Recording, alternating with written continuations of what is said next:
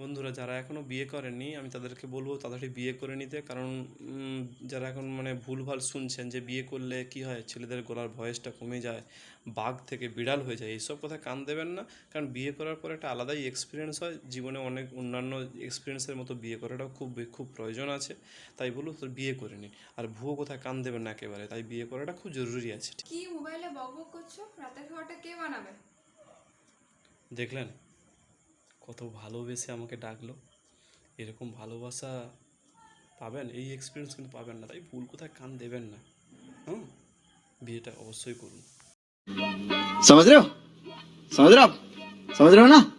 আমি শুধু রুটি বানাতেই পারি না, আমি কিন্তু থালা বাসনও ধুতে পারি।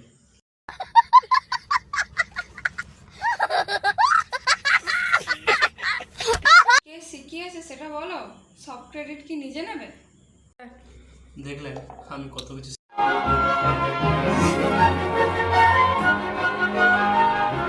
শিখে গেছি, তাই বলছি বিয়ে করে নিন, আপনারও সহ্য হয়ে যাবে। কি বললে? সহ্য হয়ে যাবে?